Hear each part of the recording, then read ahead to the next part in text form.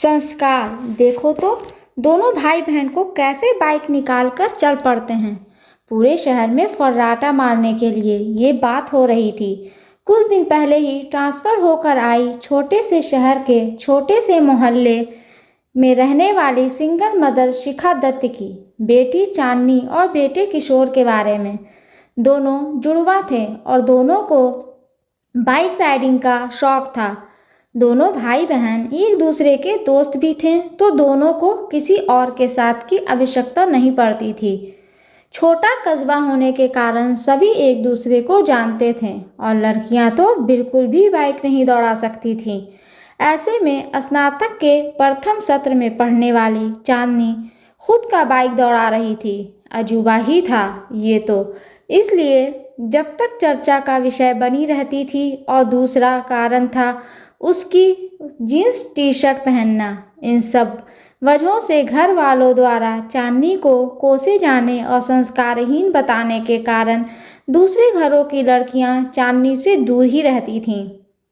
हाँ, तलाकशुदा माँ के बच्चे हैं और माँ तो दिन भर गायब ही रहती है। कहाँ से लाएंगे संस्कार, जेब में थोड़े न पड़े होते हैं। मिसेस शेखर ने मुंह बनाते हुए कहा। हमें क्या, खुद ही भुगतेगी। बुराई पुराण बंद कर मिसेस शेखर और मिसेस रंजन अपने अपने घरों की ओर चल पड़ी। अभी तो कॉलेज से आए हो, ये बन ठन कर कहाँ चल देते हो तुम। मिसेस रंजन घर आई तो बेटे रामू को बाहर जाने के लिए तैयार होते देख पूछने लगी। ओह मम्मी, टोका टाकी बंद करो, अब मैं बच्चा नहीं हूँ, कहकर रामू निकल गया। अरे शिखा, कहाँ रहती हो, दिखती ही नहीं कभी। अपने बच्चों को समझाओ, कुछ संस्कार वंस्कार दो भाई। इधर से उधर बाइक लेकर दोनों डोलते रहते हैं। कम से कम बेटी को तो कंट्रोल करो, जींस स्कर्ट डाले डोलती रहती है। कल को कोई ऊंच नीच हो गई तो कहाँ मुँह छुपाती घूमोगी।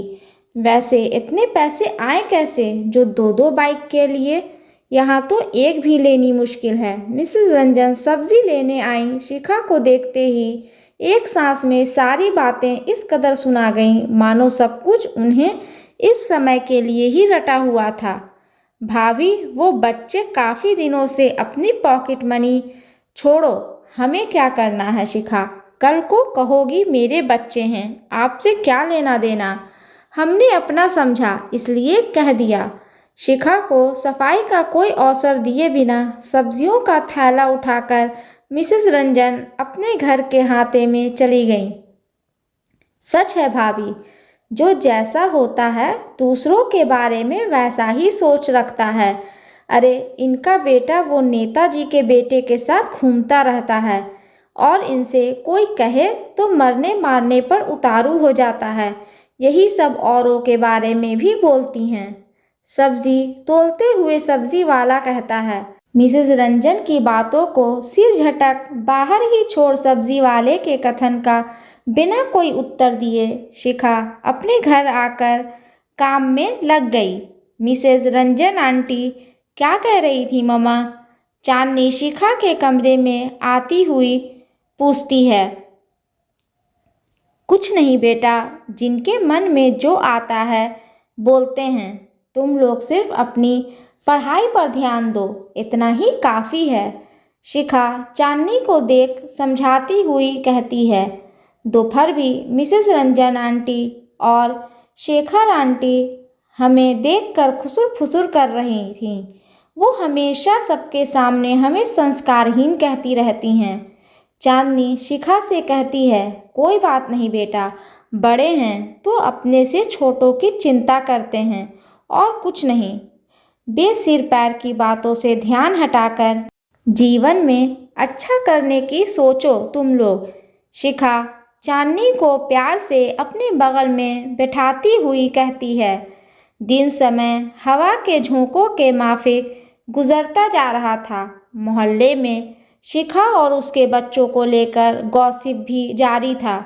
कभी कभी बच्चे इस बात को लेकर चिंतित हो जाते थे, लेकिन शिखा उन्हें अपने लक्ष्य का ध्यान दिलाकर एकाग्र होने कह बात रफा दफा करने की कोशिश करती रहती थी। जीवन में तरह तरह के इंसान मिलते हैं। सभी के बातों को दिल से लगाना, सफाई देकर अपनी ताकत को बेकार क्यों करना। ये सब बोलकर शिखा बच्चों को समझा देती थी, लेकिन खुद को समझाना उसके लिए नामुमकिन हो जाता था। शिखा बच्चों की बातों को याद कर खोई सी ही थी कि अचानक बाहर से आते शोर से उसका ध्यान भंग हुआ और वो जब तक दरवाजे के पास जाकर देखती, भाभी भाभी की आवाज़ के साथ उसके घर के दरवाजे को लोग पीटने लगे। भाभी किशोर को चाकू लग गई है और उसे बचाने में चांदनी को भी चोट आई है। आप जल्दी अस्पताल चलिए। मोहल्ले के ही कुछ लोग शिखा तक खबर लेकर आए थे।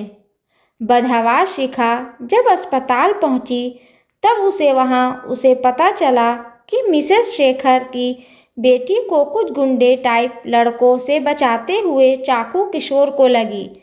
गनीमत थी कि खून ज़्यादा नहीं बहा था और वो ठीक था, और चांदनी को भी खरोच सी आई थी जिसके मरहम पट्टी कर दी गई थी। साथ ही शिखा को ये भी मालूम हुआ कि उस गैंग में मिसेस रंजन का बेटा रामू भी शामिल था और अब वो सलाखों के पीछे है। मम्मी, वो मेरे खर्चे पूरे नहीं होते हैं, तो उन्होंने कहा था कि अगर मैं लवली को उन तक पहुंचा दूंगा तो वो मेरा सारा खर्चा उठाएंगे। इसलिए पुलिस स्टेशन में बैठा रामू और कुछ कहता उससे पहले ही शिखा के हाथ का एक जोर का थप्पड़ उसके गालों पर पड़ा। मिसेस रंजन, अगर आपने पहली ही गलती पर अपने संस्कारी बेटे को ऐसे समझा दिया होता तो ना आज ये हवालात में होता और ना मेरा बेटा अस्पताल में। और अब आप किसी के शौक से, किसी के कपड़ों से ऊपर उठकर संस्कारी और असंस्कारी की परिभाषा ना गढ़कर अपने बेटे पर ध्यान देती तो आपके बच्चे को ये दिन नहीं देखना पड़ता। और मुझे गर्व है कि मेरे बच्चे किसी के लिए भी ढाल बन सकते हैं। काश आपने भी रामू को इज्जत करना सिखाया होता। संस्कार की कोई परिभाषा नहीं होती, बस ये हमारा स्वभाव हमें ही दिखाता है। मिसेस रंजन अपने आंसू को पोंछती शिखा मिसेस रंजन को आईना दिखाती बोल रही थी। दोस्तों, अगर ये स्टोरी आपको अच्छी लगे तो प्लीज़ इसे लाइक करें, शेयर करें एंड सब्सक्राइब करें। और इस स्टोरी के बारे में आपकी क्या राय है हमें कमेंट बॉक्स में ज़रूर बताएं। और हाँ, बेल आइकन को प्रेस करना ना भूलें, क्योंकि ऐसे ही आने वाली स्टोरी आप तक सबसे पहले पहुंचती रहेगी। धन्यवाद।